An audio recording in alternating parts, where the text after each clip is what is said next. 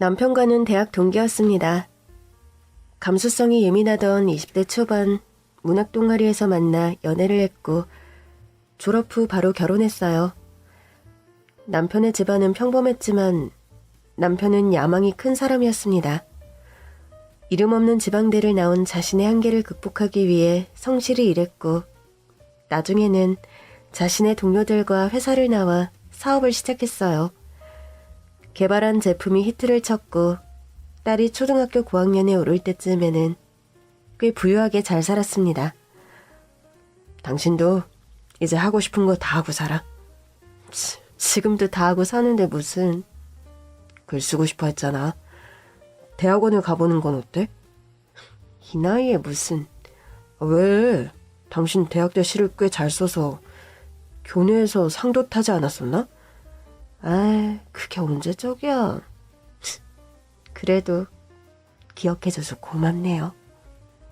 암튼 내 꿈은 우리 가족이 하고 싶은 거 다 하고 먹고 싶은 거 다 먹고 떵떵거리며 사는 거 하나야. 이제 그 반은 이룬 것 같아. 반? 응? 지금도 충분하지 뭘. 지연이 건강하고 당신도 건강하고 사업도 잘 되고 집도 샀고 얼마나 좋아? 처음 우리 결혼했을 때를 생각하면 정말 감회가 남다르다 나는. 그동안 고생했어. 지연이도 옛날에 배우고 싶다고 했던 발레, 바이올린 다 배우게 해. 지금 다니는 피아노도 다니기 싫다고 땡깡 중인데 이미 그때 배우고 싶어 했던 건 다 잊었을걸? 남편은 참 다정한 사람이었습니다. 연애 시절부터 가난했을 때도 부유해졌을 때도 가족에게만큼은 한결같은 참 좋은 사람. 가족이 인생의 전부인 사람이었죠. 그리고 우리 부부는 하나밖에 없는 딸인 지연이가 중학교에 들어가기 전에 집안 형편이 많이 펴서 참 다행이라고 생각했습니다. 왜 나는 못 입고 못 먹어도 자식은 해달라는 거 다 해주고 싶잖아요.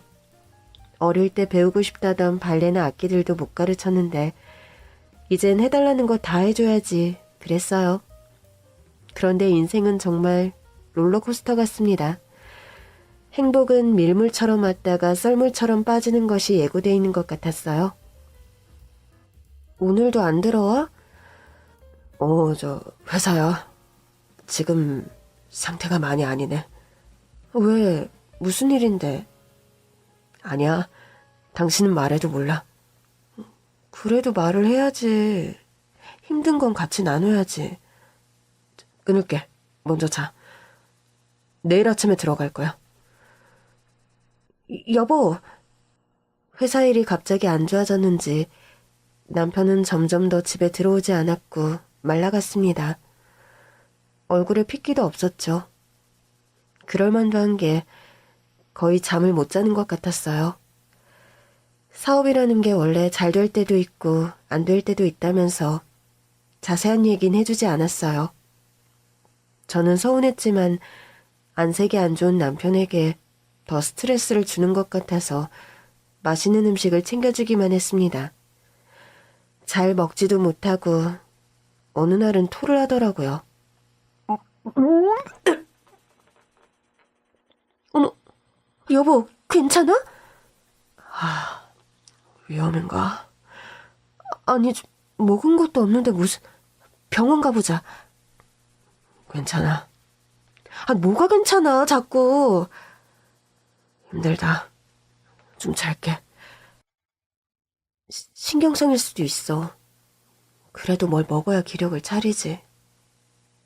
알았으니까 나 6시쯤 깨워줘. 응. 참 한심하죠. 이렇게 남편이 밥을 먹는 둥 마는 둥 먹으면 토를 하는데도 붙잡고 병원도 안 간 제가 지금 돌이켜봐도 너무 한심해서 한숨밖에 안 나옵니다. 대학 졸업 후 바로 결혼을 했고 세상 물정을 너무 몰랐어요. 남편이 친구이자 가족이자 보호자였던 것 같습니다. 남편은 결혼 후 바로 군대를 갔기 때문에 저는 당시 시댁에서 노모를 모시고 시간을 보냈어요. 그 시절이라고 다 그런 건 아니었지만 저는 남편이 너무 좋아서 빨리 결혼하고 싶었어요. 그런데 뒤늦게 군대를 가게 된 남편이 노모를 시골집에 혼자 두는 걸 힘들어했고 저는 기꺼이 내가 모시고 기다리겠다고 한 거예요. 그걸 너무 고마워했던 남편이 노모가 돌아가시고 제게 더 잘했던 것 같아요. 마치 노모에게 못해준 걸 제게 해주듯 가족을 소중히 여겼죠. 지금 생각하면 대학생 철없던 시절부터 지금까지도 저는 남편을 잘 알지 못했던 것 같아요. 그냥 어리고 철없는 여동생 같은 부인. 언제나 나를 지켜주는 기둥 같은, 아빠 같은 남편. 남편이 그때 얼마나 외로웠을지 이 나이가 돼서야 조금은 이해가 됩니다. 엄마, 빨리 집에 와봐. 왜, 무슨 일이야? 아빠가... 천천히 말해봐. 지금 나 학교 끝나고 집에 왔는데 아빠가 쓰러져 있어. 뭐라고? 남편은 그렇게 허무하게 세상을 떴습니다. 뒤늦게 알게 된 사실은 남편은 위암이었고 급성으로 합병증과 심근경색 등 각종 병을 앓고 있었어요. 원체 말랐던 사람이기도 했고 입이 짧고 속도 자주 안 좋았기 때문에 신체적으로 큰 변화는 없었고요. 사망의 직접적인 원인은 아니었고 당시 남편이 회사가 망하고 혼자 팔방으로 뛰어다니다가 도주한 사원의 전화를 받고 혈압이 높아져 쓰러졌던 거였습니다. 그마저도 추측이에요. 마지막 통화 내역이 공중전화로 돼 있었거든요. 남편은 회사가 날아갈 위기에서 저희 가족이 살고 있는 아파트 한 채만은 지키기 위해 부단히 애를 썼던 것 같습니다. 팔 수 있는 건 이미 다 팔아서 빚을 청산했고 아파트는 딸 이름으로 바꿔놓으려고 했던 것 같은데 잘 안 됐던 것 같고요. 이후 저와 딸은 단칸방을 겨우 얻어 살게 됐습니다. 엄마, 오늘도 늦게 와? 알바 자리가 야간밖에 없네. 엄마가 일을 잘 못하니까. 남들이 잘 안 하는 시간대밖에 없더라고. 알았어. 엄마, 힘내. 고마워, 우리 딸. 엄마가 반찬 만들어놨으니까 냉장고에서 꺼내 먹고. 이럴 때일수록 끼니 챙겨 먹어야 돼. 특히 너는 클 나이잖아. 다 큰 것 같아. 뭐? 아직 160도 안 됐는데 무슨. 엄마 닮았으면 더 안 크겠지 뭐. 뭐라고? 요 녀석이? 암튼 엄마도 파이팅? 무서우니까 끝마치면 바로 와야 돼? 알았어. 식당일, 편의점 등 할 수 있는 건 다 했어요. 초등학생 딸을 키우며 야간까지 일을 하는 게 쉽지 않았지만 할 줄 아는 게 없고 나이도 있으니 일자리를 구하기도 쉽지 않더라고요. 그때 동네에서 잘 알고 지내던 지인이 오랜만에 연락이 왔습니다. 지연이 엄마, 해본 일도 없는데 그런 푼돈 받는 일에서 지연이 중학교는 보내겠어? 그러니까 말이에요. 남편이 더 생각나고 미안해요. 혼자 그렇게 힘들었을 거 생각하니. 성인 카페에서 일해볼래? 성인 카페요? 다방 같은 거예요? 아니 뭐 비슷한 건데 특별히 단골들한테는 룸에서 술도 팔아. 음식 하는 거예요? 아니, 음식 힘들어서 어떡해? 그럼 별거 없어. 옆에 앉아서 사는 얘기도 하고 음식도 먹고 그러는 거지. 술은 먹기 싫으면 안 먹어도 돼. 음료수 같은 거 먹을 수 있잖아. 안주도 먹고. 저 그런 일 못해요. 그런 일이라니 나도 하는데. 일당 페이로 줘서 짭짤해. 10만 원씩 주는데? 10만 원이나 준다고요? 당시 99년도라 10만 원이면 웬만한 막노동 일당보다 훨씬 높은 돈이었습니다. 그리고 나도 알바로 가끔 해. 뭐가 어려워? 심지어 자기는 지금 남편도 없는데 더 좋지. 안 그래? 나는 남편도 있어도 하는데 남편만 없으면 맨날 하고 싶어. 집에 있으면 심심하고 수다 떨 사람도 없는데 은근히 재밌다니까. 이상한 곳은 아니죠? 내가 이상한 곳 다닐 사람이야? 그냥 또래 손님들이랑 얘기 좀 하고 같이 일하는 언니들이랑 놀다가 오는 거지. 결국 지인의 말에 혹해서 하루 알바를 나가게 됐습니다. 단칸방에서 멀리 있는 학교까지 다니는 초등학생 딸을 생각하니 하루빨리 보증금을 벌어서 나가야 된다는 생각에 사로잡혀 있었고 지금은 뭐든 해야 한다는 생각도 있었고요. 그리고 남편도 있는 지인이 일하는 곳이면 정말 만지고 이런 거 없이 얘기만 하고 오는 신개념 카페구나 생각했어요. 처음 보는 여성분이네? 얘는 되게 순진해요. 잘 봐주세요. 팁도 팍팍 주고. 몇 살이세요? 38이요. 어머, 자기 생각보다 나이가 좀 있구나. 난 더 어린 줄 알았어. 완전 동안이네. 왜 이래, 아가씨네. 아가씨, 술은 좀 하세요? 아니요, 맥주 조금이요. 한 잔 받으세요. 죄송합니다. 술은 좀. 뭐 어때? 사장님 손 민망하게. 한 잔만 받아. 아닙니다. 드시지 마세요. 이 사람 이렇게 신사처럼 구는 거 처음 보는데. 아유, 그래요? 민 사장님이 우리 동생한테 반했나 봐. 무슨 소리세요? 그날 얼마나 불편했는지 염려했던 것처럼 성희롱을 한다거나 만지고 하는 건 없었는데 모르는 남자들이랑 그렇게 술을 먹는다는 것 자체가 너무 불편하고 그걸 돈 받고 한다는 게 더 불편하더군요. 지인 성화에 새벽 2시까지 앉아있다가 겨우 집에 들어갔어요. 잠들어 있는 딸의 뺨에 눈물 자국이 흘러있는 걸 보고 다시는 이런 일을 하지 말아야겠다. 딸에게 부끄러운 일은 하지 말아야겠다 생각했습니다. 그런데 다음날 오전 그때 함께 자리했던 남자 손님에게 전화가 와서 집 근처에서 만나자는 겁니다. 제 지인이 전화번호와 사는 동네를 알려줬다고 하더라고요. 계속 기다리겠다고 해서 하는 수 없이 나갔어요. 어떻게 무슨 일이세요? 그날 인상이 너무 좋아서 가끔 친구처럼 이렇게 만나서 밥도 먹고 술도 먹고 하고 싶은데 미순 씨는 어떠세요? 친구요? 부담 갖진 않으셔도 되고요. 부담 갖지 말라는데 부담이 안 되려야 안 될 수가 없지 않겠어요? 저는 조심스럽게 거절했습니다. 제가 어린 딸도 있고 앞으로도 돈 벌려면 24시간이 모자라게 일을 해야 해서요. 죄송합니다. 진짜 부담스럽게 안 할게요. 미순 씨 편하실 때, 진짜 심심할 때 가볍게 동네에서 밥 먹고 커피나 해요. 술은 부담스러우시면.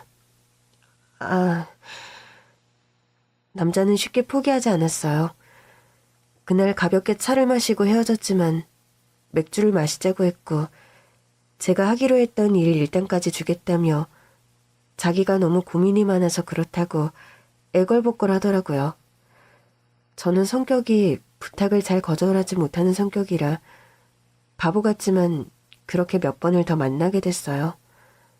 지연이 엄마, 민 사장님 또 만났다며? 그게 번호를 괜히 알려주셔가지고 집 앞까지 자꾸 찾아오셔서요. 그냥 몇 번 참으셨어요. 뭐 어때? 자기도 혼자고 민 사장 돈도 많아. 서로 딱 맞는 거 아니야? 거기 아직도 알바 나가세요? 뭐 아주 가끔? 혹시 바깥 분한테 들키시면 좀 그렇지 않으세요? 우리 남편도 대충 알걸? 지가 돈도 못 벌어오는데 내가 맨날 살림 다 알아서 척척 해내는데 할 말도 없는 거 아니야? 그리고 내가 마냥 나 좋다고 나가는 것도 아니고. 지연 엄마, 사람 사는 거 다 똑같아. 너무 선을 긋고 나는 다르다 해봤자 다 똑같더라. 아, 혹시 기분 언짢으셨다면 죄송해요. 아니, 괜찮아. 뭐 그까짓 것 같고 그래. 아니, 그냥 시간이 모든 걸 잘 해결해 줄 때까지 기다려도 아닐 때가 있더라. 내가 가벼워 보일지 모르겠지만 인생 뭐 별거 없어서 나는 나 하고 싶은 대로 그냥 적당히 사는 거야. 지연 엄마 사정도 내가 잘 알지만 무엇보다 지연 아빠 그렇게 보내고 이 젊은 나이에 지연이 혼자 키워야 하잖아. 나무 토막처럼 살아봤자 더 힘들기만 할 뿐이라는 거야. 갑자기 내가 진지하니까 나도 좀 웃기네. 네, 제가 성격이 아직 사회성도 별로 없고 물정도 잘 몰라서 다들 힘들게 사는데 저도 열심히 살아야지 싶어요. 그러니까 데이트하면서 얻을 거 있으면 얻어내고 그렇게 지내라는 거야. 모두 깊은 사이는 둘이 알아서 하는 거고 너무 스스로 압박하며 살 필요 없지. 그분이 싱글이세요? 뭐? 민 사장님? 네. 몰랐어? 네, 전혀. 그리고 3번밖에 안 만났는데요, 뭘. 그래? 유부남이지. 네? 유부남이 그런 데 가지 뭐. 그래서 소개한 것도 있어. 자기도 너무 부담 갖지 말고 만나라고. 그게 무슨 말씀이세요? 자기들 말처럼 친구처럼 지내는 게 가능하잖아. 남녀로 만나는 건 지연이 돼 있고 부담스러운 거고 헤어지고 말 것도 할 것도 없이 필요한 것만 나눠 가지는 사이가 더 낫지 않겠나. 뭐 그런 생각? 아... 어떤 말인지 이해했어요. 제가 어리숙했네요. 뭐야? 혹시 뭐 딴 걸 기대한 거야? 아니요. 전혀 그런 건 아니고요. 제가 그분을 이성으로서 좋아했거나 그런 건 아니었습니다. 저보다 나이도 훨씬 많았고 한 50대 중반으로 보이셨고요. 그냥 심신이 지친 상태에서 그분이 이런저런 이야기하는 걸 들으면 지금 처한 제 얘기를 굳이 하지 않아도 잠시 제 상황을 잊어버리는 기분이 들었던 것 같아요. 그런데 지인 말처럼 그 사람이 유부남이라서 더 친구처럼 편하게 만나고 얘기할 수 있지 않냐는 게 저는 납득이 잘 가지 않았습니다. 연인으로 발전하고 싶다는 생각까지 간 적은 없지만 필요한 것만 나눠 가지는 사이? 영 찝찝했고 싫었어요. 그래서 그 대화하는 카페도 그만둔 건데 밖이라서 마음에 부담이 덜 간 것도 있는데 차라리 카페에서 술을 먹는 게 덜 양심에 찔리는 기분이랄까요? 저는 더 이상 그 남자분을 만나지 말아야겠다고 다짐했죠. 더 이상 연락하지 않으셨으면 좋겠어요. 저에 대해 뭐 안 좋은 얘기라도 들으셨어요? 아니요. 그런데 왜? 그냥 시간도 없고 부담스러워요. 부담스럽지 않게 한다고 했잖아요. 그건 민 사장님이 한다고 되는 게 아니잖아요. 제가 부담을 안 느껴야 하는 거지. 만날 때마다 일정하게 20만 원씩 드리죠. 네? 왜요? 적은가요? 무슨 말씀을 그렇게 하세요? 진지하게 물어보는 거예요. 이런 게 부담스럽다는 거예요. 혹시 저 결혼한 사람이라서 그래요? 제가 나이도 10살 이상 어리고 지금 이성을 친구로 만나기 어렵다는 거예요. 뭐가 됐든. 저 별거 중이고 문제될 거 없고 진지한 이성 사이 아니어도 친구처럼 얘기나 하고 지내자는 거예요. 말이 안 통하시네요. 그 남자는 계속해서 제게 연락이 왔어요. 그래서 결국 바보같이 거절도 못하고 이전처럼 술도 마시고 커피도 마시고 이야기도 나누고 지내게 됐어요. 그 남자는 정말 제게 만날 때마다 20만 원씩 줬어요. 그러면 안 되는데 그를 만날 때는 일을 못하니까 돈도 받게 됐어요. 지금 생각하면 너무 한심한데 사람 마음 참 이상하죠. 생활비가 모자랄 때는 핸드폰을 자꾸 보게 되더라고요.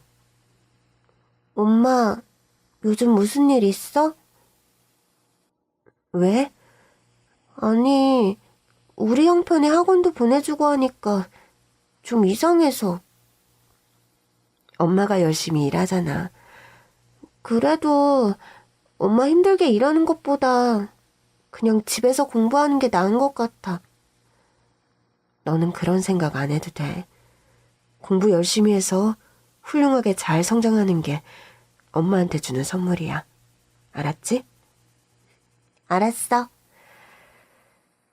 그 사람에게 받은 돈으로 남들 다 보낸다는 영어 수학 학원도 보낼 수 있게 됐고요. 점점 더 저는 애써 일을 구하기보다 그를 만나는 시간을 기다렸어요. 맛있는 밥도 먹고 영화도 보고 카페에서 이야기도 나누다 아이가 학원 마치고 집에 오면 같이 저녁도 먹을 수 있었고 가끔은 아이가 일찍 잠이 든 시간에 밖에 나가 맥주를 마시고 오곤 했습니다. 그렇게 잘못된 줄도 모르고 목적지도 없는 길을 걸었던 것 같습니다. 민 사장님, 무슨 일 있어요? 처음에 손님이라고 부르던 거에 비하면 큰 발전이네. 오래 봤으니까요. 자기는 외박은 안 되지? 네? 아주 솔직히 말씀드리면 올 게 왔구나 싶었습니다. 아무리 돈이 많아도 밥 사주고 영화 보여주고 어떤 목적도 없이 돈을 턱턱 주는 게 말이 안 된다고 저도 생각했으니까요. 왜요? 왜도 알아? 왜도? 바람 피우는 거요? 그 외도 말고 섬외도.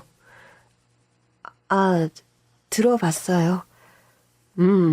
거제에 있는 작은 섬. 거긴 왜요? 가고 싶어서. 갈래요? 애 때문에 안 되잖아.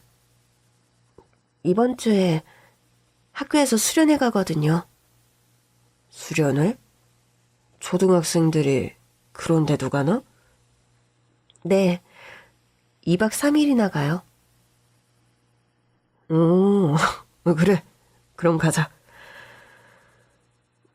무슨 생각인지 뭐에 홀린 듯 그의 여행 제안을 받아들였습니다. 마침 딸이 수련회를 가는 주였기도 했는데 잘 됐다 싶었던 것 같아요. 미쳤죠. 여행을 가기로 한 당일 아이 가방을 챙겨주고 보낸 후 저도 짐을 챙겨 그를 만나러 갔습니다. 그런데 그가 연락이 안 되더라고요. 일단 약속 장소 근처에 자주 가던 커피숍으로 들어가서 기다렸어요. 약속한 시간보다 1시간이 지나고 있었습니다. 마시던 커피도 다 마시고 한 잔 더 시킬까 고민을 하고 있었어요. 그에게 전화는 잘하지 않았기 때문에 문자를 보내고 기다리고 있는데 기척이 느껴져서 고개를 들었습니다. 누구? 김수정 씨 아시죠? 아니요. 이 사람 몰라요? 제 또래로 보이는 웬 여자가 제게 김수정 씨를 아냐며 모른다니까 사진을 건넸습니다. 아, 이분이 김수정 씨예요? 민 사장님 아니신가요?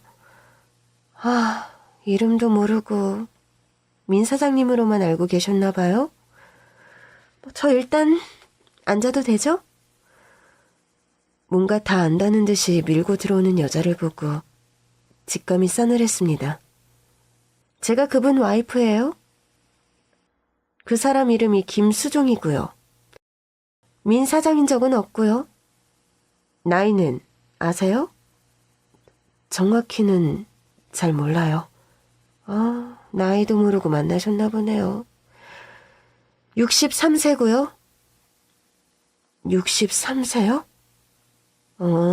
이름도 가짜, 나이도 가짜, 관계도 가짜? 오해하실 법도 한데 정말 이상한 관계는 아니고 아니에요. 남녀관계로 뭔가 잘못된 행동을 한 적은 없어요. 죄송합니다. 저는 그의 와이프를 보고야, 그리고 모든 게 거짓말이라는 그녀의 말을 듣고야 온몸이 타고 들어갈 듯한 죄책감을 느꼈습니다. 불에 타는 화장지 같은, 차라리 그렇게 타서 제가 되고 싶은, 그 자리에서 사라져버리고 싶은 기분이었죠. 그 사람이 제 돈으로 이렇게 만난 여자가 한두 명이 아니더라고요. 대화만 하는 여자, 잠만 자는 여자, 여행 같이 가는 여자, 심지어 노래방만 가는 여자까지. 당신은 대화만 하는 여자에 해당돼서 내버려 두려다가 여행 가는 여자로 바뀐 것 같아서 사전 차단하러 왔어요. 더 이상 그 늙은 늑대 새끼한테 내 돈을 퍼줄 수가 없어서요. 이혼할 거예요, 우리. 그쪽이 같이 사는 여자로 업그레이드 될지는 모르겠지만 진실은 알려드려야 할 것 같아서요. 그의 와이프의 말은 가히 충격적이었습니다. 손님과 종업원으로 만났지만 다른 남자들과 달리 어떤 칙적거림 없이 꽤 오랜 시간 대화만 나누고 제게 금전적 도움까지 준 그 남자가 온갖 잡다한 불륜을 저지르는, 그것도 모든 정보가 허위인 사기꾼 같은 사람이라는 게 머리가 띵할 정도로 충격이었죠. 정말 죄송해요. 정말 양심적으로 자주 뵀지만 대화만 했고 그랬지만 사모님께 상처를 드려서 정말 죄송해요. 충격을 뒤로하고 그녀 앞에선 무조건 죄인이었으므로 저는 거듭 사과했습니다. 이런 제 모습에 그녀가 더 충격을 받은 것 같더라고요. 왜 그렇게 저자세해요? 보통 상간녀들은 오히려 배째라고 나오는 년들이 많던데. 암튼 당신도 내 또래인 것 같고 인생이 안타까워서 하는 얘기예요. 동안의 중후한 매력으로 여자 후리고 다니고 오히려 젊은 여자 등쳐먹으며 또 꼬신 여자들 돌려막으며 등쳐먹는 놈이니까 알아서 잘 생각하세요. 그리고 그 끝은 결국 파멸. 그 남자 말에 살살 녹아 매춘을 해서 돈을 갖다 바치는 년들도 있었죠. 그 다음엔 결국 빈털터리로 버림받게 된답니다. 영화 같았어요. 이 모든 게. 그런 사람이라는 게 믿기지도 않았지만 굳이 그 와이프라는 여자가 제게 거짓말을 할 이유도 없을 것 같았고요. 저는 그의 와이프와 헤어진 후 여행 간다고 설레는 마음으로 짐을 쌌던 제가 부끄러워 그대로 짐을 버렸어요. 그리고 다시는 그와 연락하지 않겠다고 마음먹었습니다. 일주일이 지난 후 역시나 그에게 연락이 왔어요. 한 번만 보자. 내가 설명할게. 더 연락하지 말아주세요. 진심이에요. 내가 별거 중이라고 했었잖아. 그 여자 이상한 사람이야. 의처증 같은 거 알지? 할 말 없습니다. 마음으로 의지했고 실망됐습니다만 목적지 없는 만남이었잖아요. 그리고 그래도 그동안 감사했습니다. 저는 정말 단단히 마음먹었습니다. 40줄의 늙은 유부남에게 눈이 돌아 딸아이도 있는 여자가 남자와 여행까지 가려고 생각했다니 망치로 머리를 때려맞은 기분이었습니다. 번호도 바꾸고 그동안 이사 비용으로 모아놓았던 돈을 보태서 이사도 했어요. 안 그래도 딸아이의 학교와 멀었는데 그 동네로 급하게 이사를 했어요. 그가 한동안 지인 언니를 통해 제 소식을 수소문했지만 저는 지인 언니와도 연락을 끊었어요. 성실하게 일을 하고 제대로 다시 살아야 지금껏 지은 죄책감이 조금은 씻어질 것 같은 기분이었습니다. 최대한 바쁘게 살려고 노력했습니다. 결국 고정적이고 잘하면 고수익을 벌 수 있는 일을 찾다가 보험일을 시작하게 됐습니다. 그런데 미순 씨, 잘할 수 있겠어? 이건 말주변도 좋아야 하고 내가 괜히 더 걱정이다. 해야죠. 아시잖아요. 뭐든 해야 돼요. 그리고 아직 애가 어려서 야간 일은 더 못하니까 웬만하면 전화로도 가능한 일이 좋을 것 같기도 하고요. 그래. 하긴 계속 하다 보면 늘더라. 잘 배워봐. 진상들도 많으니까 맘 단단히 먹고. 네, 감사해요. 잘 부탁드려요. 그렇게 교육을 받고 보험을 시작하지만 내성적이고 일경험이 전무한 제가 사람을 상대하며 설득을 하는 일은 역시 쉽지 않았습니다. 네, 고객님, 암보험 하나쯤은 다 들고 계세요. 아무래도 남성 암 발병률도 높고 지금 다른 데 보험이랑 비교해도 이번 보험 조건이 아주 좋거든요. 제자리암 경계성 종양도 다른 곳보다 100만 원 더 쳐줘요. 지금 바쁘니까 저녁 8시에 우리 집에 올래? 네? 댁이 어디시죠? 당신 마음속. 아유, 장난이고 김 여사가 소개해서 전화 받았더니 왜 어려운 소리만 하는 거야? 우리에게 신림 사거리에서 술 먹고 있는데 옳죠? 많이 취하신 것 같은데 내일 오전에 내일 오후에 연락드릴게요. 고객님, 죄송합니다. 튕기는 거야? 이래서 보험 들겠어? 끊어! 정말 확 깨네. 성희롱의 갑질에 정말 별의별 사람들이 많았습니다. 보험 들겠다고 얘기 좀 하자고 다가오는 남자들도 많았고 연애를 하자고 하는 사람들도 있었죠. 그때마다 얼마나 놀랐는지 애를 재우고 밤새 울다 잠들기도 했죠. 저는 결국 석 달이 다 되도록 단 한 건의 실적도 올리지 못했어요. 집에서 딸을 앞에 두고 설득하는 연습도 했지만 쉽지가 않았습니다. 다른 일을 해야 하나 싶었을 때 동서에게 연락이 왔어요. 남편에겐 나이차가 꽤 나는 어린 동생이 있었는데 동서는 연상이었어서 저와 나이대가 비슷했습니다. 남편 살아생전에는 집에도 자주 놀러오고 저를 잘 따랐어요. 친구같이 지냈고 스타일이나 생김새도 비슷해서 자매 같다는 소리도 많이 들었죠. 이상하게 결혼 후 5년 동안 둘 다 아이가 생기지 않아 더 의지하기도 했고요. 동서, 오랜만이네? 그러네요. 요즘 뭐 하세요? 뭐 하긴. 돈 벌려고 아등바등 살고 있지 뭐. 도련님은 잘 계시고? 번호는 왜 바꾼 거예요? 연락하려고 했는데.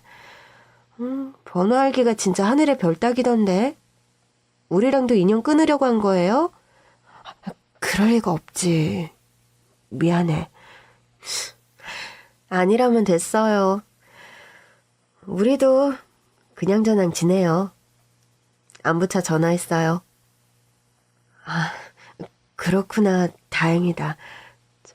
그런데 동선에도 보험 좀 들었어? 무슨 보험요? 아니, 내가 요즘 보험 일을 하고 있거든. 좋은 상품이 나와서. 암보험 많이 들잖아. 요즘은 젊을 때부터 준비를 해야 되더라고. 보장 내용도 좋고, 그래서 도련님이나 동서가 들면 내가 더 잘 챙겨줄 수도 있을 것 같아서. 팸플릿이라도 볼래? 어머, 우리 남편이 아직 30대 초반인데 무슨 안보험이에요. 그리고 형님, 저희한테 장사를 치면 어떡해요? 어찌 사나 생각나서 연락했더니. 장사를 친다고? 네, 그런 건 모르는 사람한테나 하는 거지. 그리고 아주버님이 위암이었다고 지금 우리 남편도 암 걸릴 거라고 제사 지내는 것도 아니고 괜히 불길하게. 깨름치게 해요, 정말. 오늘 괜히 전화한 것 같네. 동서, 말을 왜 그렇게까지 해? 내가 설마 도련님이 아프길 바라고 보험을 추천하겠어? 내 형편이 말이 아니라서 말 꺼내본 것도 있지만 보험이 말 그대로 보험이지. 미리 대비하려고 하는 거지. 안 좋을 게 뭐가 있어. 어디 투자하라는 것도 아니고 보증서라는 것도 아니고 내 명의도 아니고. 제가 모르는 줄 알아요? 건수당 돈 더 받는 거 아니에요? 실적이 오르는 건 맞지만 무조건 들라고 전화한 것도 아니고 안부 묻다가 혹시 안보험 있는지 물어본 건데 이렇게까지 모질게 말할 일이야? 진짜 가족이 더하다. 이럴 때만 가족이지. 저도 괜히 전화했네요. 다시 연락 안 할게요. 그 전화를 끊고 얼마나 울었는지 모릅니다. 저를 그렇게 따르던 동생 같던 동서가 저를 사기꾼 취급하면서 모질게 말하는데 정말 살갗에 곰팡이가 퍼지듯 닭살이 도는 기분이었습니다. 그때 동서에게 문자가 하나 오더군요. 그렇게 나를 무시하더니 꼴랑 보험 팔고 다니는 신세가 됐네요. 인생사 누구도 어떻게 될지 모른다는 말이 맞는 듯요. 충격적이었습니다. 말투며 입맛까지 비슷하다고 여겼던 동서가 저를 좋아한다고 생각했던 건 내 착각이었던 걸까? 10년이 넘는 세월, 우리가 함께한 시간은 뭔가 싶었어요. 슬펐습니다. 남편 죽고는 연락이 뜸했지만 먹고 사느라 서로 바빠서 그랬다고만 생각했는데 말이죠. 그리고 저는 정말 동서를 무시한 적이 없다고 생각했거든요. 아무리 곱씹어봐도 생각이 나질 않았습니다. 남편 사업이 잘 됐을 때도 남편 몰래 돈도 많이 줬고 갚지 않아도 된다고 했는데 그게 기분이 나빴던 걸까요? 그렇다면 왜 티를 내지 않았을까요? 둘이서 맥주도 먹고 이야기도 많이 나누는데 늘 저를 응원하고 배우고 싶다고 하고 칭찬만 해줬었는데 그게 그럼 전부 다 가식이었는지. 와중에 너무 좌절감이 들더군요. 둘 다 난임이었는데 노력 끝에 저희 부부에겐 지연이가 생겼지만 동서는 끝내 아이가 생기지 않았습니다. 그것 때문이었을까요? 사람이 무섭다는 생각을 했습니다. 아니, 이게 동서의 진심이라면 이렇게 모든 걸 잃었을 때 알게 돼서 차라리 잘 됐다는 생각도 들기도 했고요. 이런저런 생각에 울다 웃다가 혼자 미친 여자처럼 공원 벤치에 앉아있는데 웬 할머니가 다가왔어요. 왜 울어? 네? 왜 우냐고.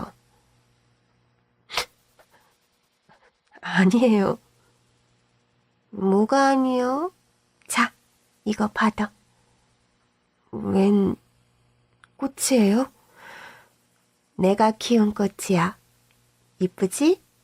이 꽃을 보기 위해 얼마나 애지중지 키웠다고?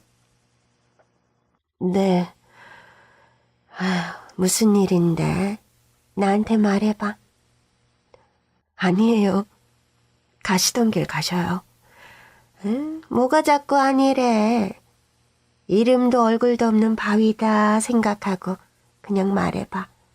내 들어줄 테니까. 꽃을 주고 옆에 앉은 할머니가 무슨 사정이냐면 물었고 할머니의 포근한 목소리에 스며들듯 사연을 털어놓게 됐습니다. 다정했던 남편의 죽음, 그걸 몰랐던 저. 세상에 초등학생 딸과 던져서 이 일 저 일 다하고 유부남을 만나게 된 사연까지. 그리고 보험일을 하게 됐고 친자매처럼 지냈던 동서에게 개무시를 당한 것까지 꺽꺽 울면서 다 털어내듯 말했죠. 에휴, 그랬구만. 어쩐지 뭔가 사연이 있을 것 같더라. 그 보험이 얼만디? 괜찮아요. 할머니가 무슨 돈이 있으시다고. 할미라고 무시해? 너는 나이 안 먹을 줄 알아? 아니지, 그런 얘기가 아니고요. 왜? 할미라 보험 안 돼? 할머니한테 보험 들라고 제 얘기한 거 아니에요. 얘기 들어주셔서 감사했어요. 진짜 든다니까. 제일 싼 거 하나 해줘봐. 내가 살면 얼마나 살겠어? 그래도 아직까지 어디 아픈 곳 없고 잘 걸어다니고 꼭 키우며 잘 살고 있다고. 문제 없을겨. 제일 싸고 좋은 걸로다가 하나 만들어줘봐. 할머니의 성화에 저는 가장 저렴한 보험으로 하나 설계를 해드렸어요.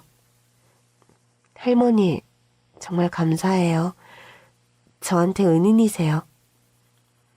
뭐 이깎고 깎고 내 죽을 때까지 파기 안 할 테니까 힘내고 잘 살아봐.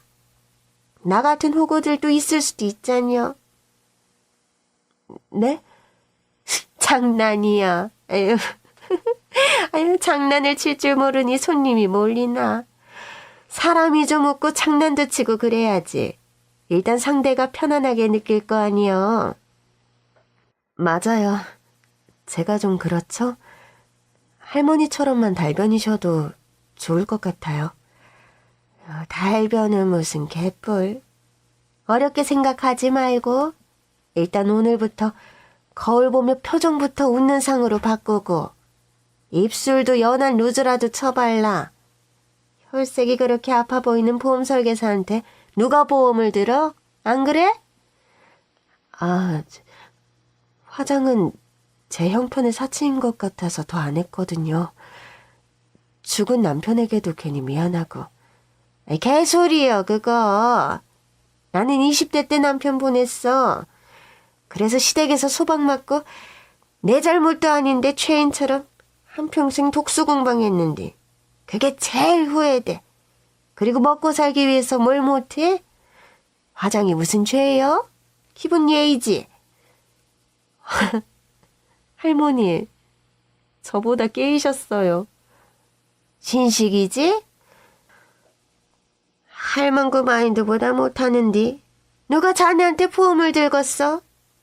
그리고 남자 한번 잘못 만난 거? 뭐 어때? 물론 남의 남자는 나도 반대지만 자네 인생 산 날보다 살 날이 더 많이 남았다는 걸 잊지 마. 스스로를 용서할 줄도 알아야 돼. 정신 바짝 차리고 편해야 돼. 나다운 건 없는겨. 세상에 나다운 게 어딨어. 세상이 변하면 나도 변하는 거지. 안 그려? 맞아요. 저도 이제 변할 거예요. 감사해요, 할머니. 그렇게 힘을 얻은 저는 할머니에게 영감을 얻어 영업할 때마다 꽃 한 송이를 들고 다녔습니다. 꽃보험 아줌마라는 별명까지 붙었죠. 저는 마음가짐부터 다 뜯어고쳤어요. 남편이 죽고 40대 초반 여자가 혼자 애를 키우며 산다는 게 부끄럽게 느껴졌는데 그 부분도 다 드러냈습니다. 전략이라면 전략이었죠. 대부분 주부님들, 어머님들은 저를 안쓰럽게 여기며 반찬을 해다 주시는 분도 있으셨어요. 처음엔 사실 어쩌다가 말하게 된 건데 그게 통하는 것 같았고 나중엔 저 스스로 힐링도 되었습니다. 제가 생각한 제 약점이 더 이상 약점이 아닌 것처럼 느껴지더라고요. 보험을 하면서 고객들과 소통하며 치유하고 삶의 활력도 찾아갔습니다. 자연스레 생애 처음으로 직장인이 돼 바깥 생활에 적응해 나갔습니다. 전통시장에 가면 아주머니들이 그렇게 저를 챙겨주시고 반겨주셨어요.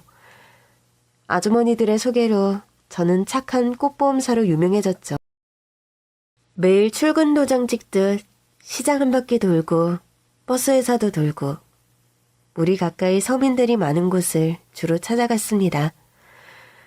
어쩌면 돈이 있는 사람보다 돈이 없는 사람들, 우리와 비슷한 사람들에게 보험이 더 중요하다는 생각을 했고요. 또 비슷한 마음으로 진정성 있게 다가가니 모두가 제 친구같이 느껴지더라고요. 그렇게 10년이 흘러 저는 보험왕이 됐습니다. 초등학생이던 딸이 직장인이 된 세월이었죠. 딸은 전문대를 졸업한 후 도심에 있는 병원 원무과에서 일했어요. 아빠 없이 힘들게 키웠지만 삐뚤어지지 않고 잘 커준 딸이었습니다. 본인이 공부에 흥미가 없다고 했지만 혼자 돈을 버는 엄마를 위해서 대학도 안 가려던 딸이었죠. 오히려 그런 딸을 두고 한때 방황을 했던 건 저였으니 늘 가슴 한편에 돌같이 박혀있는 미안한 딸이었습니다. 엄마, 이끝순 할머니, 엄마 아는 분, 그분 맞지? 이끝순? 그 할머니 찾았어?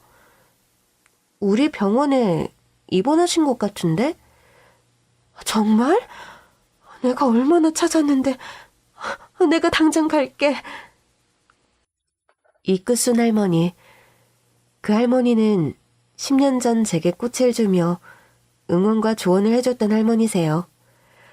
딸도 평소 제가 좌우명처럼 할머니의 이름을 포스트잇에 적어 이곳저곳에 붙여놨던지라 이 스토리를 잘 알고 있었고요. 그때 공원 벤치에서 보험을 들어드린 이후에도 할머니와 연락은 계속됐었는데 어느 날부터 연락이 끊겨서 아쉽게 생각하고 있었거든요. 사시던 집도 이사가고 사람들도 모른다고 하고 그런데 또 보험은 안 끊고 계속 나가서 의문이었는데 딸이 근무하는 병원에 입원해 계시다고 하니 반갑고 한편으론 걱정도 됐습니다. 성공한 저의 모습을 보여드리고 싶었는데 정말 어디가 많이 안 좋으신지 했죠. 얼른 병원으로 달려갔습니다. 할머니, 저희 할머니를 아세요? 이끝은 할머님. 네, 맞아요. 지금 잠시 화장실 가셨는데 어떻게 되시는 사이이신지. 엄마, 왜 말도 못하고 이렇게 서 있어? 저희 엄마신데 이끝은 할머니가 생명의 은인이시라고 해요. 생명의 은인이요? 제가 아주 힘들었던 시절에 할머님께서 저한테 좋은 말씀도 많이 해주고 제 첫 보험을 들어주신 귀한 분이세요. 정말 감사한 분이세요.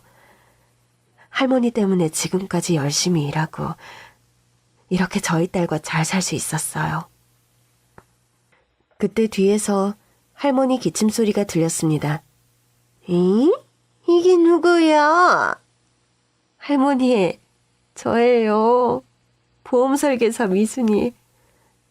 아이고, 잘 지냈어, 처자? 제 나이가 몇 살인데 처자예요. 보고 싶었어요. 내 나이는 몇인데? 성격 그대로신데? 어디서 어떻게 지내시다가 이렇게 병원까지 오신 거예요. 늙은이가 죽을 때 됐으면 병원도 다니고 하는 거지 뭐. 심각한 건 아니시죠? 그냥 골골대는 거요. 아내 나이가 벌써 몇이요? 당연한 거지. 걱정 말어. 그런데 왜 연락이 안 되셨던 거예요? 아이고, 숨 넘어가네. 아이, 좀 앉아. 할머니는 옛날 모습 그대로셨어요. 말투도 표정도 미소를 늘 머금은 듯한 입가의 선한 미소도요. 할머니를 처음 만났을 때처럼 가슴에 무거운 것들이 가벼워지고 속 깊이까지 시원해지는 것 같은 편안함. 이끄순 할머니는 제게 정말 그 자체로 천국 같은 사람이었던 것 같아요. 할머니가 연락이 끊긴 이유는 외국에 살던 큰아들 내외가 할머니 생신에 한국에 들어와 교통사고를 당했고 그대로 직사했다고 해요. 손주딸만 다행히 살아남아 그때부터 같이 살게 됐는데 하나 남은 손주에 대한 죄책감에 공부를 시킨다고 함께 외국에 가서 살았다고 해요.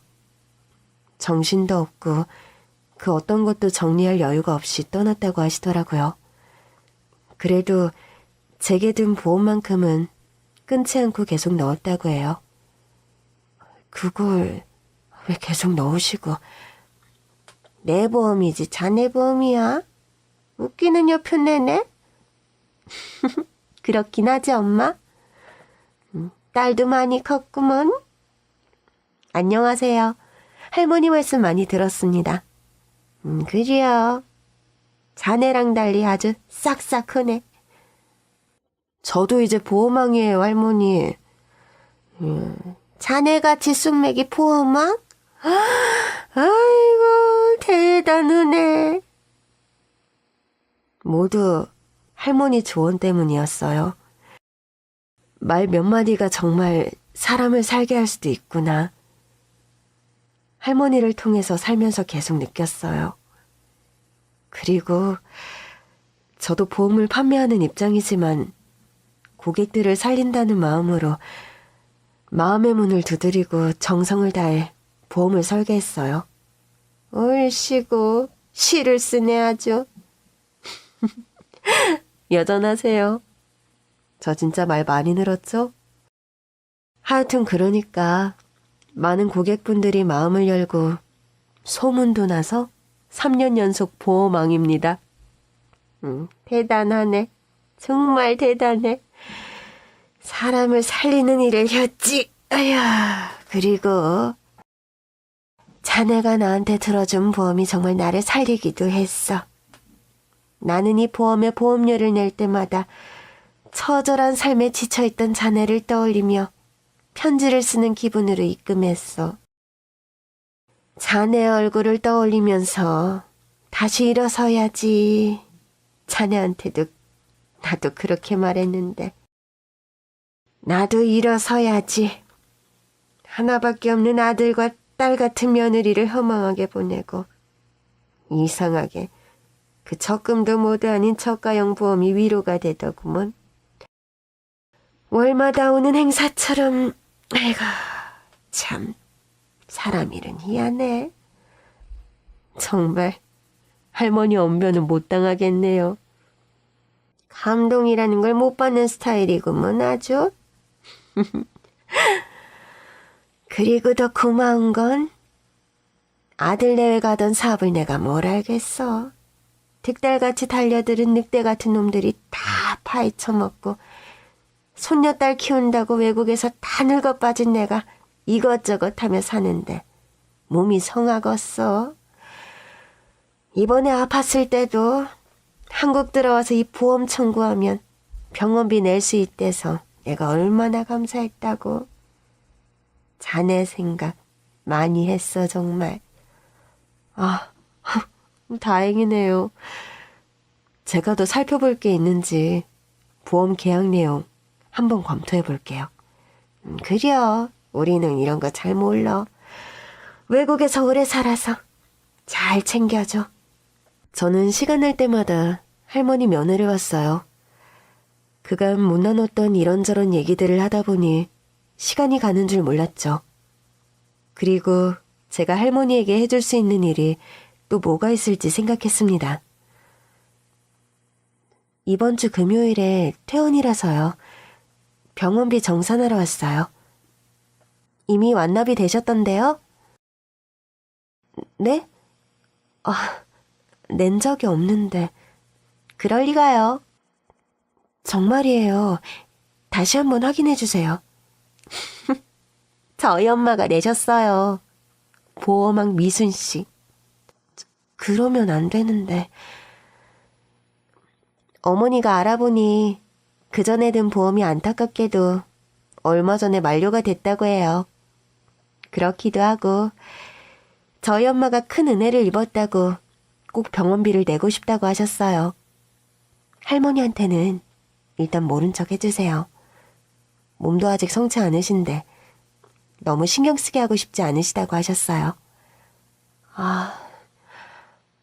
이를 어째요. 감사해서. 알겠습니다. 제가 할머니에게 해줄 수 있는 일이 사실 별로 없더라고요. 어떤 분들은 잘 이해 안 되실 수도 있겠죠.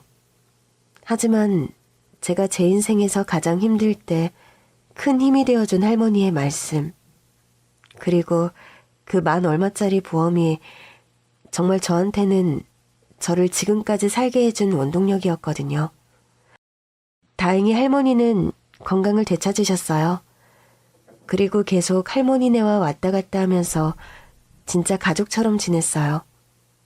제가 안 간다고 늘 저를 구박하시면서 자기같이 꼬부랑 할머니 되면 남자도 안 붙는다고 뭐라 하셨지만 저는 그렇게 따뜻한 사람을 살리는 삶을 사시는 큰 마음을 가진 할머니처럼 늙어간다면 그것도 나쁜 삶은 아니라는 생각이 들었습니다.